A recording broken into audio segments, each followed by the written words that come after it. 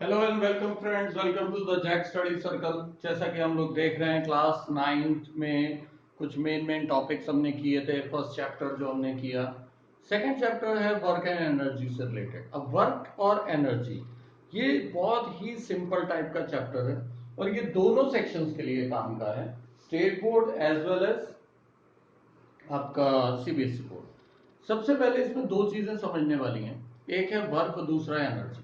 Work का मतलब क्या होता है? वर्क का मतलब है अगर आप फोर्स लगाएं और कोई भी चीज आगे या पीछे मूव हो रही है, इसका मतलब क्या हो रहा है कि वर्क हो रहा है। वर्क का मतलब ही है फोर्स इनटू डिस्प्लेसमेंट। तो ये एक चीज आपको याद रखनी है, वर्क इज इक्वल टू होता है फोर्स इनटू डिस्प्लेसमेंट। अगर मैं फोर्स लगाऊं और जिस बॉडी पे मैं फोर्स लगा रहा हूं वो आगे या पीछे मूव कर रही है, दैट मीन्स डिस्प्लेसमेंट हो रहा है। और डिस्प्लेसमेंट हो रहा है इसका मतलब मेरा वर्क डन। लेकिन इसका मतलब मैं दीवार पे फोर्स लगा रहा हूं और दीवार को बहुत तेज धक्का दे रहा हूं, प्रेसिंग द दीवार, लेकिन ये हिल नहीं रही है, इसका मतलब क्या हुआ? Displacement zero. फोर्स लगाने के बावजूद भी वर्क डन जीरो ही होता है। एक और तीसरा केस भी हो सकता है, नेगेटिव वर्क। अब आप सोचेंगे नेगेटिव वर्क कैसे होता होगा?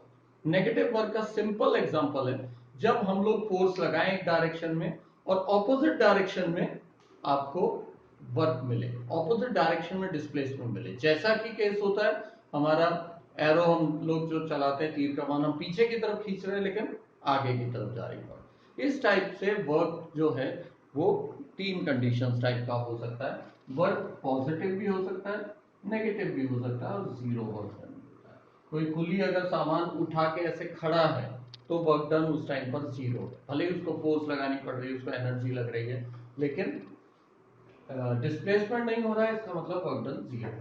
सिमिलरली दूसरा जो टर्म मैंने बताया आपको वो है एनर्जी।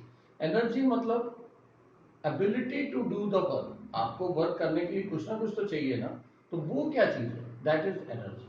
तो दो चीजें इंपॉर्टेंट हो गई, एक हो गया work and second one is energy. अब क्या होता है, कई बार हम लोग जिस डायरेक्शन में फोर्स लगाते हैं उसी डायरेक्शन में डिस्प्लेसमेंट नहीं होता है, इसका भी एक केसेस हो सकते हैं। तो अगर मैं सीधे फोर्स लगाऊं, ठीक है, और डिस्प्लेसमेंट भी स्ट्रेट हो, इसका मतलब क्या है कि W is equal to f into s, कोई प्रॉब्लम।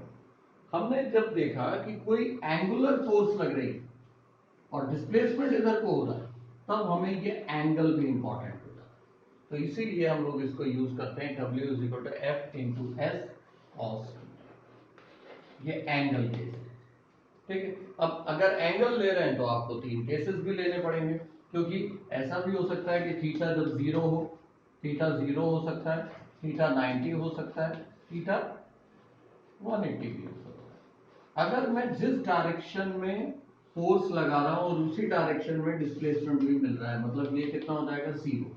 अगर ये जीरो है, ये फर्स्ट केस ले रहा हूं, F into s cos zero, cos zero की वैल्यू होती है 1, तो एफ एस आंसर आएगा। ये है first case, then theta is equal to zero. और theta is equal to zero का मतलब है जिस डायरेक्शन में आप फोर्स लगा रहे हो उसी डायरेक्शन में आपको डिस्प्लेसमेंट मिल रहा है। सेकेंड केस क्या हो सकता है? When theta is equal to 90। जब थीटा 90 हो मतलब परपेंडिकुलर, आपको जाना इधर था, आप फोर्स ऊपर की तरफ लगा रहे हो, तो जिस डायरेक्शन में आप फोर्स लगा रहे हो उसके परपेंडिकुलर डायरेक्शन में अगर मूवमेंट है तो W is equal to f s cos 90। Fortunately cos 90 होता है जीरो, मतलब f s into zero, that is everything is on zero. तो cos 90 का अगर हम लोग केस लेंगे, आपका वर्क डन जीरो आ जाएगा। तीसरा केस क्या हो सकता है? When theta is equal to 180 degree, मतलब ये वो केस है स्प्रिंग टाइप का या पुश बैक कार्स जैसे होती है, हम खींचते हैं वो आगे की तरफ जाती है, हमने तीर कमान पीछे पीछे की तरफ जोर लगाया लेकिन गया आगे की तरफ, तो थीटा इज इक्वल टू 180 लेते हैं। तो W is equal to f s cos 180 degree. तो cos 180 होता है -1, that is minus f into x. तो वर्क डन क्या हो गया? नेगेटिव। ऐसे तीन केसेस हैं हमारे पास वर्क डन के। एकदम सिंपल सा चैप्टर है, कोई ज्यादा कॉम्प्लिकेशन इसके अंदर है ही नहीं। तो सबसे पहली चीज जो हमें इसके अंदर पढ़नी थी वो ये था कि वर्क डन क्या होता है। तो हमने देखा कि फोर्स इनटू डिस्प्लेसमेंट, और डिस्प्लेसमेंट क्या चीज है, तो तीन टाइप की मूवमेंट हो सकती है। आगे की तरफ हो रहा है तो पॉजिटिव वर्क, अगर डिस्प्लेसमेंट नहीं हो रहे तो जीरो वर्क, और डिस्प्लेसमेंट अगर ऑपोजिट है to the direction of the force applied तो नेगेटिव वर्क। इस तरीके से मेन इसके अंदर ये चीजें बनती है। फिर एनर्जी को अगर हम देख रहे हैं, capacity to do the work, आपके पास एनर्जी होनी चाहिए तभी आप वर्क में कन्वर्ट कर सकते हो। वर्क और एनर्जी लगभग एक जैसी चीजें हैं, सिर्फ यही है कि एनर्जी होगी तो वर्क होगा। लेकिन एनर्जी के अंदर भी दो केसेस होते हैं। आपके पास दो टाइप की एनर्जी होती है, एक होती है काइनेटिक एनर्जी और दूसरी होती है पोटेंशियल एनर्जी। काइनेटिक एनर्जी मतलब the energy due to the velocity of the body या स्पीड ऑफ द बॉडी, उसको हम लोग बोलते हैं काइनेटिक एनर्जी। जैसा कि आप देखें बुलेट, हम जब गोली चलाते हैं ढिचके आओ तो होता क्या है, हम गन से थोड़ी किसी को मारते हैं, हम उसके अंदर की बुलेट से मारते हैं सामने वाले को। तो ऐसा भी हो सकता है मैं गन ना खरीदूं, बुलेट हाथ में पकड़ूं, जोर से मारूं, वो मर जाए, ऐसा भी नहीं हो रहा। क्यों? क्योंकि बुलेट को उसकी लेवल की काइनेटिक एनर्जी नहीं मिल रही। काइनेटिक एनर्जी कब मिलेगी? जब हम उसको बहुत तेज स्पीड से दौड़ाएंगे।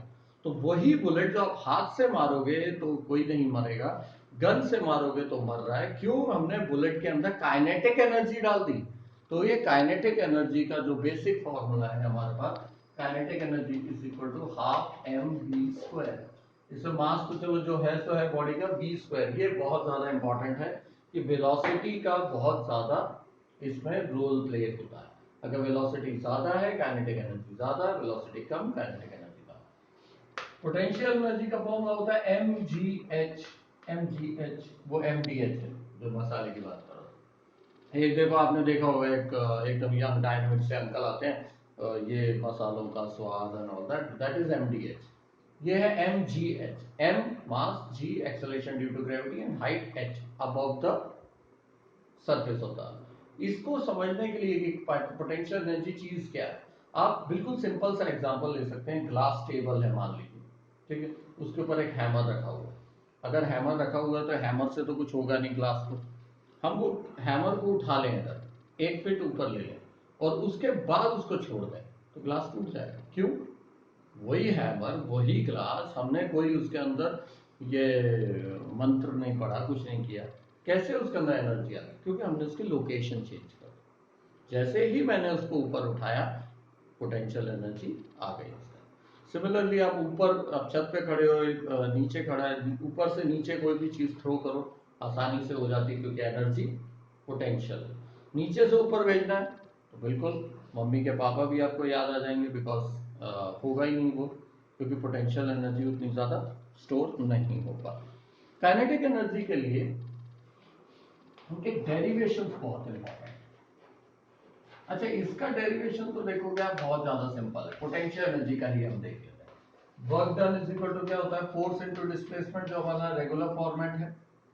फोर्स आपको मालूम है m इंटू ए होता है, यहाँ पर m इंटू जी लेते हैं हम लोग, ठीक है। और डिस्प्लेसमेंट मतलब हाइट, तो एम जी एच का फॉर्मूला मिल जाता है, क्योंकि ये बॉडी है यहाँ तक गई है तो मतलब इतनी हाइट तो इसने कवर की ही हो। काइनेटिक एनर्जी पे अगर हम लोग आए तो काइनेटिक एनर्जी का भी सिंपल स्टार्टिंग तो वही है, work done is equal to force into displacement, ठीक है। काइनेटिक एनर्जी का जो डेरिवेशन है वो हमारा स्टार्ट कहां से होता है, work done is equal to force into displacement, ठीक है। फोर्स की जगह हम लोग क्या यूज कर सकते हैं, M into A acceleration. Displacement, अब आपके पास इक्वेशन ऑफ मोशन होती है S is equal to U T plus half A T square. इसमें एक खास बात है कि आपकी जो u है वो जीरो होती है, क्योंकि स्टार्ट कहां से करोगे आप, u is equal to zero, u मतलब होती है स्टार्टिंग स्पीड। तो वो अगर जीरो है तो हाफ ए टी स्क्वायर हम लोग इसके अंदर डाल सकते हैं, s की जगह पर हाफ ए टी स्क्वायर।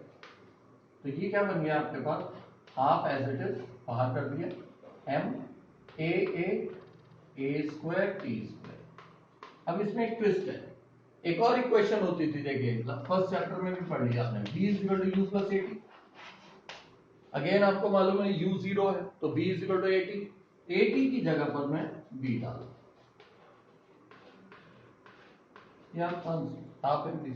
इस तरीके से छोटे छोटे से डेरिवेशन, ज्यादा कुछ कॉम्प्लिकेशन है ही नहीं है इस चैप्टर में। तो ये पूरा चैप्टर जो है वो इन्हीं 3-4 टर्म्स के आसपास घूम रहा है। एक वर्क, दूसरा एनर्जी, तीसरा इंटर कन्वर्शन। अब ये 2 ही मिनट में आपको समझ में आएगा कि एक तो पहली चीज ये याद रखना है, law of conservation of energy. इसका मतलब क्या होता है कि energy can neither be created not destroyed, it can only transform from one form to another form.